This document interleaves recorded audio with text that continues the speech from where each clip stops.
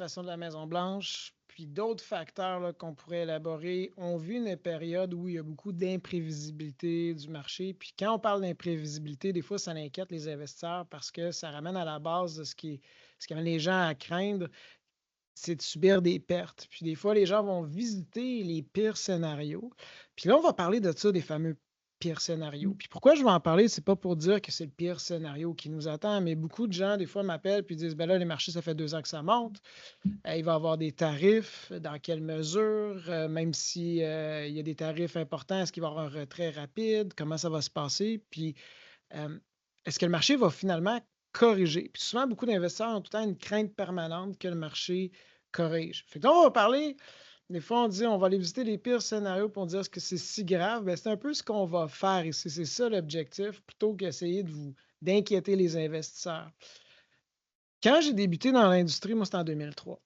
Puis, écoute, le temps passe parce que quand j'ai débuté en 2003, j'avais des investisseurs qui me racontaient leur expérience de bourse qu'ils ont eue. Puis à l'époque, souvent, le monde me parlait de l'expérience qu'ils avaient eue en 1987 avec le crash.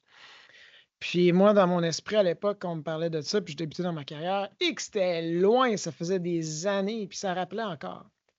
Mais aujourd'hui, c'est drôle parce que quand je parle avec un investisseur, puis cet investisseur-là me parle de son expérience qu'il a eue lors de la crise financière, ben, en fait, la période de temps qu'il y a entre aujourd'hui puis la crise financière de 2008, c'est à peu près la même entre 2008 puis 1987.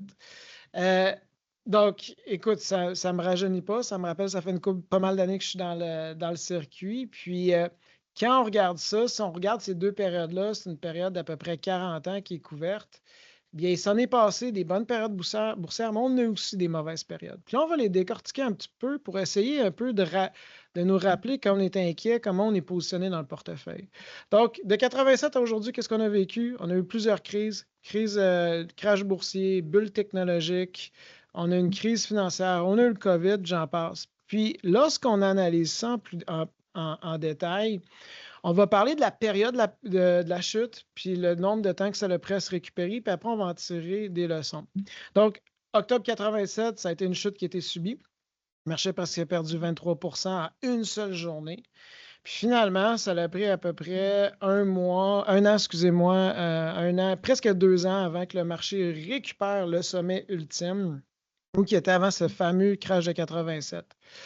La bulle Internet, ça a été beaucoup plus difficile parce que cette chute-là a duré même plus que 2 ans. Pourquoi? C'est que c'était pas juste cette période-là était difficile pour les compagnies.com, c'est qu'on a vécu dans cette période-là le 11 septembre. Après, il y a eu des fraudes, une remise en question de la confiance qu'on a envers Wall Street avec les fraudes comme Enron. Ce qui fait que ça a été une période, là, imaginez, vous êtes investi pendant plus de 2 ans dans le marché, que ça ne fait que baisser de moitié. Puis en fait, lorsqu'on part du début de la chute, puis on inclut le rebond, là, en somme, c'est 5 ans plus tard, quand on additionne les deux, là, fait que 5 ans plus tard, là, ça a pris 5 ans pour que le marché se repositionne en 2007 à ce qui était avant l'éclatement de la bulle pour le S&P 500. La crise financière aussi, ça a été une période qui était douloureuse, qui a duré environ 1 an et demi. Et là, pendant là encore 1 an et demi, le marché a perdu même un peu plus que la moitié. Puis après, ça a pris environ 4 ans et demi avant que le marché atteigne son sommet. Puis la dernière baisse que je vais mentionner, c'est le fameux COVID que plusieurs d'entre vous, il y a beaucoup d'investisseurs qui ont débuté dans cette période-là, qui sont rendus investisseurs autonomes. Bien, c'était une chute encore importante d'un tiers du marché. Mais ça a duré 1 mois, à peu près 2 mois.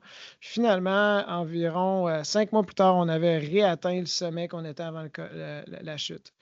Donc, pourquoi je parle de ça? C'est pas pour se planifier pour le pire scénario, mais c'est juste que rappeler aux investisseurs, si vous avez une bonne répartition de votre actif, ce qui est alloué pour la bourse, c'est pour plus que 10 ans. Puis quand on le voit, quand tu as une chute, deux choses.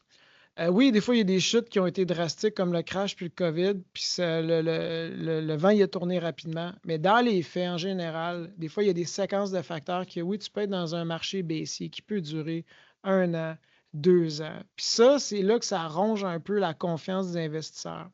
Mais dans le grand schéma des choses, si on est un investisseur sur le long terme, ben, on va vivre ces périodes-là, puis ça fait partie de la réalité. Tout comme si on opère une entreprise, ce n'est pas nécessairement chaque année qu'on va avoir notre meilleure année. Des fois, il va y avoir des replis, on va avoir des périodes difficiles, des périodes plus creuses, on va vivre des récessions, mais on ne va pas revendre notre business à cause de ça, on va passer au travers. L'autre point, c'est le rebond. C'est que le rebond, oui, des fois, ça a pris jusqu'à 5 ans. Mais même là, si on a un horizon de plus que 10 ans, on sait que ce qui a baissé en bourse, ben, statistiquement, en dedans de 5 ans, ou disons que ce serait plus, mais en dedans de 10 ans, ça va revenir. Donc, on ne perdra pas notre capital tant qu'on garde la tête froide. Mais souvent, le retour, il est beaucoup plus rapide. Puis là, ici, j'aurais pu faire plein de scénarios, mais je ne l'ai pas fait, mais dire quand le marché baisse, si à la place, on est opportuniste, puis là, on se force à augmenter notre épargne. Ou si on réalise qu'on a des revenus fixes un peu trop, puis on pourrait bouger les actifs, on n'aura jamais le parfait timing de creux. Fait que je ne voulais pas faire une statistique de dire si tu investi exactement dans le creux, voici le rendement que tu aurais fait lorsque le marché aurait réatteint son sommet, parce qu'on n'est pas capable de faire ça. Mais raisonnablement, si on regarde des modèles, quand on commence à moyenner, là, lorsque le marché baisse de plus que 10 éventuellement, il y a un rebond. Puis en général, ça revient plus vite qu'en dedans de 5 ans. Puis c'est là que tu peux aller chercher des bons gains. Puis moi, ce qui me rassure là-dedans, je vais vous dire, puis j'en parle dans mes vidéos à quelques reprises, c'est que les plus grosses chutes qu'on a vécues depuis 45 ans, crash de 87, je vais inclure là-dedans le 11 septembre, lorsqu'on a découvert que les produits financiers étaient tellement plus complexes qu'on l'imaginait durant la crise financière, puis l'arrivée du COVID. En fait, la majorité de ces corrections-là majeures, c'est des moments imprévisibles qui changent totalement la donne. Combien de fois on a lu des articles dans les journaux, on a lu dans les médias des facteurs de risque qui sont sérieux, mais pourtant, ils ne se traduisent pas dans les pires scénarios qu'on s'attendait. Oui, il peut y avoir des replis de 10 mais des fortes baisses qu'on anticipe d'avance, anticipées par une humeur négative générale du marché, c'est très, très rare, c'est l'exception. Il faut plus se méfier de ce qu'on ne verra pas venir. Et c'est pour ça que ta diversification est importante. Donc, l'idée ici, en tant qu'investisseur, là, on a une période d'imprévisibilité, mais il faut garder la tête froide. Il faut se rappeler que les périodes baissières, ça fait partie du folklore de la bourse, mais que les rebonds, des fois, ils arrivent beaucoup plus vite qu'on peut l'imaginer, que ça restera toujours des occasions d'investissement. Donc, malgré la volatilité qui peut-être va se présenter en 2025, il faut se rappeler que notre stratégie est basée sur des données comme on vient de voir. Je vous remercie. On se dit à la semaine prochaine.